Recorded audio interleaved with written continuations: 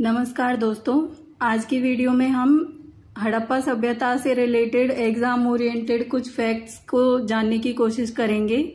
क्योंकि एग्जाम जैसे कुछ वनडे एग्जाम भी होते हैं और कई बार यूपीएससी में भी बहुत सी ऐसी चीजें पूछ ली जाती हैं कि कौन से स्थल से हमें कौन सी चीज प्राप्त हुई है।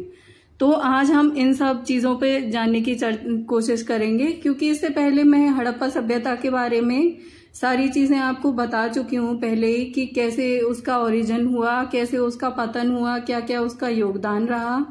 तो आज की वीडियो में हम सिर्फ उसके स्थलों के बारे में जानने की कोशिश करेंगे कि कहाँ से क्या प्राप्त हुआ, और दूसरा हम ये जानने की कोशिश करेंगे क्या क्या चीजें प्राप्त नहीं हुई। क्योंकि कई बार एग्जाम में ये चीजें भी पूछ ली जाती हैं कि क्या चीज का साक्ष्य हमें हड़प्पा सभ्यता से नहीं मिला है। तो चलिए आज की वीडियो की शुरुआत करते हैं। हड़प्पा सभ्यता के मुख्य स्थल व प्राप्त साक्ष्य। तो सबसे पहले मैं आपको मैप दिखा देती हूँ हड़प्पा सभ्यता का। ये है, तो ये हड़प्पा सभ्यता का भौगोलिक विस्तार था और ये इनके मुख्य मुख्य स्थल थे। इनके बारे में आप डिटेल से बाद में देख लेना, ये सारे मैंने नोट कर दिए हैं यहाँ पे। तो अब शुरुआत करते हैं। मोहनजोदड़ो। मोहनजोदड़ो जो था वो सिंधु नदी के किनारे पर बसा हुआ था और इसको मृतकों व स्तूपों का टीला भी कहा जाता था। तो यहाँ से हमें क्या क्या प्राप्त हुआ है इसके बारे में, मतलब बहुत सी चीजों के बारे में तो हमने पहले भी चर्चा कर ली है, पर अब सारी चीजें मैंने एक साथ लिख दी हैं जिससे कि आसानी हो याद करने में। तो क्या क्या मिला है? विशाल स्नानागार मिला है, अन्नागार मिला है, कांसे की नर्तकी की मूर्ति मिली है, योगी की मूर्ति मिली है, सूती कपड़ा मिला है और मोहर पर अंकित पशुपतिनाथ की मूर्ति का भी साक्ष्य मिला है। इसके बाद है चनहुदड़ो। जो चनहुदड़ो है वो सिंधु नदी के पास वो भी स्थित है। इसके जो मोस्टली शहर थे, या फिर कह सकते हैं कि सारे ही शहर नदियों के किनारे ज्यादातर बसे हुए थे, और इसका रीजन आप जानते हो, पहले भी बता चुकी हूँ, जिससे कि व्यापार में भी आसानी हो और कृषि में भी इससे बहुत सहायता मिली थी। तो चनहुदड़ो से हमें क्या क्या प्राप्त हुआ है? सीप, मनके, मोहर बनाने के उद्योग प्राप्त हुए हैं और दुर्ग रहित नगर था। यह जो चनहुदड़ो था वो दुर्ग रहित नगर था। इसके बाद है हड़प्पा। हड़प्पा जो था वो रावी नदी के पास स्थित था और यहाँ से हमें शंख का बना बैल मिला है और अभिलेख युक्त मोहर मिली है सर्वाधिक। और इसके बाद मिला है यहाँ से स्त्री के गर्भ से निकलता हुआ पौधा, इसका भी साक्ष्य मिला है। ऐसा माना जाता है कि ये लोग प्रकृति की भी पूजा करते थे, तो इस चीज से हम यह अनुमान लगाते हैं। लोथल। लोथल से हमें क्या प्राप्त हुआ है? सबसे पहले जो लोथल था वो भोगवा नदी के पास स्थित था और यह लघु हड़प्पा के नाम से भी इस शहर को जाना जाता है। तो इस शहर से हमें, क्योंकि यह गुजरात में है जो लोथल है, तो इससे हमें बंदरगाह, फारस की मोहर व मुद्रा, क्यों, और फारस की मोहर और मुद्रा से हम यह भी अनुमान लगा सकते हैं कि व्यापार वहां से भी किया जाता होगा। इसके बाद है धान व बाजरे के साक्ष्य मिले हैं और यहाँ से हमें 3 युगल समाधियां मिली हैं। 3 युगल समाधि का मतलब है कि 3 लोगों को एक साथ दफनाया गया हो। इसके बाद है कालीबंगन। कालीबंगन जो कि राजस्थान में है, इसे प्राक हड़प्पा का साक्ष्य भी मिलता है, यानी कि प्री हड़प्पा का। हड़प्पा से पहले की जो सभ्यता थी उसके बारे में जानकारी हमें कालीबंगन से प्राप्त होती है।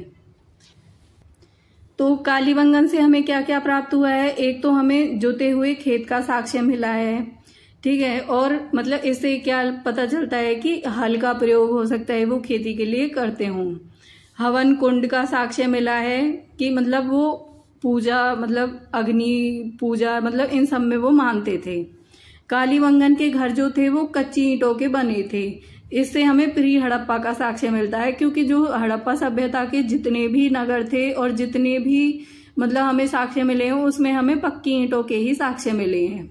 हल का निशान, वही सेम जोते हुए खेतों का साक्ष्य, मतलब कि हल का निशान हमें वहां से प्राप्त हुआ है। चूड़ी के साक्ष्य भी मिले हैं।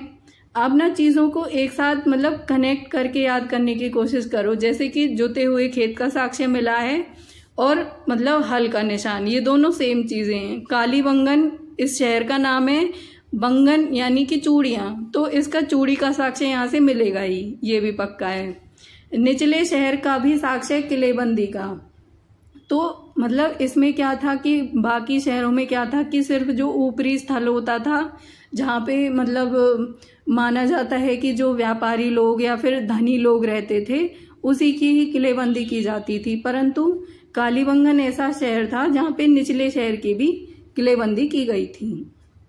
बनवाली हरियाणा के हिसार जिले में है। यहाँ से भी हमें प्राक हड़प्पा और हड़प्पा दोनों का साक्ष्य मिलता है, यानी कि प्री हड़प्पा, हड़प्पा से पहले की जो सभ्यता थी उसके बारे में भी और हड़प्पा के बारे में भी जानकारी मिलती है, हड़प्पा सभ्यता के बारे में। तो हड़प्पा सभ्यता के बारे में किन किन चीजों से पता चलता है? एक तो यहाँ की जल निकासी प्रबंध का अभाव था, यहाँ पे हल्की आकृति के रूप में यहाँ पे खिलौना मिला है। सबसे पहले तो यहाँ पे हमें मातृ देवी की मूर्ति भी मिली है, परंतु जैसे बाकी हड़प्पा स्थल थे जो वहां पे तो जल निकासी का प्रबंध इतना अच्छा था, परंतु यहाँ पे इसका अभाव देखने को मिला। इसके बाद है सुरकोटदा। सुरकोटदा जो है वो गुजरात के कच्छ में पड़ता है। ये निचले शहर की भी, यहाँ पे भी निचले शहर की किलेबंदी करी गई थी और सेम कालीबंगन में भी। तो इन दोनों शहरों को आप अच्छे से याद रखना कि इन दोनों में शहरों में किलेबंदी की गई थी। मोस्टली जो मतलब जो भी एग्जाम्स होते हैं उनमें उन चीजों को ज्यादा पूछा जाता है कि जो नहीं थी या फिर जो मतलब बहुत रेयर थी। तो जैसे ये दोनों बहुत रेयर थे, तो इसीलिए इन चीजों पर आप ज्यादा फोकस करना। घोड़े के अस्थि के साक्ष्य भी मिले हैं और कलश समाधान का भी साक्ष्य मिला है। इसके बाद है रंगपुर। रंगपुर जो था वो था गुजरात में अहमदाबाद जिले में। तो यहाँ से क्या है कि कच्ची ईंटों का ढेर मिला है, धान की भूसी के साक्ष्य मिले हैं, जिससे पता चलता है कि ये लोग धान की खेती भी करते होंगे। मुहर व मातृ देवी की मूर्ति नहीं मिली है। इसके बाद है कोटदीजी, ये सिंध प्रांत में आता है। यहाँ से हमें कांसे की चूड़ी मिली है। और धोलावीरा है जो उससे गुजरात के कच्छ जिले में, यह इसका जो साक्ष्य है वो गुजरात के कच्छ जिले से मिलता है। तो नगर के 3 विभाजन किए गए थे। यह ओनली ऐसा नगर था जिसका 3 भागों में विभाजन किया गया था। बाकी जो शहर थे मोस्टली 2 भागों में बांटे गए थे। एक तो था मतलब जो दुर्ग पे रहते थे और एक जो निचला शहर होता था, परंतु इसका 3 उसमें विभाजन किया गया था। यहाँ से हमें बांध भी मिला है, स्टेडियम मिला है और सब इसी को मतलब बहुत सी जगह ये भी लिखा गया है कि सबसे बड़ा हड़प्पा स्थल भारत में यह था, धोलावीरा। इसके बाद है रोपड़। तो रोपड़ जो है वो पंजाब में सतलज नदी के किनारे पर बसा हुआ शहर है। तो यह हड़प्पा सभ्यता का एकमात्र स्थल है जहां से हमें 5 काल के प्रमाण मिलते हैं। मतलब 5 कालों के कौन कौन से? एक तो उत्तर हड़प्पा काल के, कि मतलब हड़प्पा काल तो था ही, हड़प्पा काल के बाद के भी साक्ष्य मिलते हैं, उत्तर वैदिक काल के भी साक्ष्य मिलते हैं, मौर्य काल के भी साक्ष्य मिलते हैं, कुषाण काल के भी साक्ष्य मिलते हैं और गुप्त काल के भी इससे साक्ष्य मिलते हैं। तो रोपड़ इस मामले में बहुत फेमस था कि यहाँ से 5 कालों के प्रमाण मिले हैं। अब हम उन चीजों पर चर्चा करेंगे जो मतलब सिंधु सभ्यता में नहीं मिला है हमें। कई बार पेपर में ऐसे क्वेश्चन बहुत बार पूछ लिए जाते हैं, जैसे कि लोहे के बारे में हमें कोई जानकारी नहीं थी, लोहे के हल के बारे में भी नहीं, सिर्फ हमें मिट्टी के हल का साक्ष्य मिला है।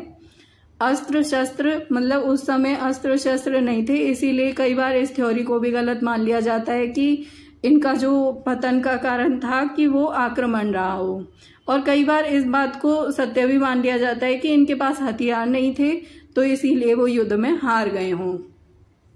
जूता या चप्पल के कोई साक्ष्य नहीं मिले हैं, जबकि आभूषण वगैरह और वस्त्र इन सब चीजों के साक्ष्य मिले हैं, परंतु जूता या चप्पल इन सब चीजों के साक्ष्य नहीं मिले हैं।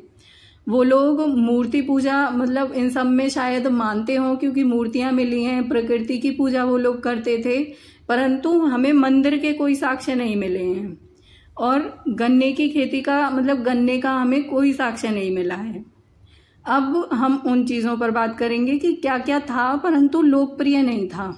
जैसे कि चावल उस समय उगाया जाता था, परंतु बहुत फेमस नहीं था, उसके बारे में हमें ज़्यादा जानकारी नहीं मिलती है।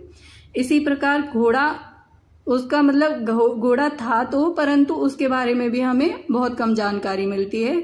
और वैसे ही लकड़ी के हल के बारे में, क्योंकि ये चीज़ें क्या है, लकड़ी का हल है, जैसे वो टाइम के साथ हो सकता है कि डिसॉल्व हो गया हो, मतलब कि उसके साक्ष्य समाप्त हो गए हों, तो इसीलिए हमें लकड़ी के हल के बारे में भी कोई जानकारी नहीं मिलती, परंतु हमें हल की जानकारी प्राप्त होती है, क्योंकि हमें उसके मतलब खिलौनों के रूप में ही चाहे हमें उसके साक्ष्य मिले हों, बट इससे पता चलता है कि उस समय के लोग हल से मतलब परिचित थे, और हमें जुते हुए खेतों के भी साक्ष्य मिले हैं। तो इस प्रकार हम सिंधु सभ्यता को समाप्त करते हैं। आज के लिए इतना ही, मिलते हैं अगली वीडियो में। धन्यवाद।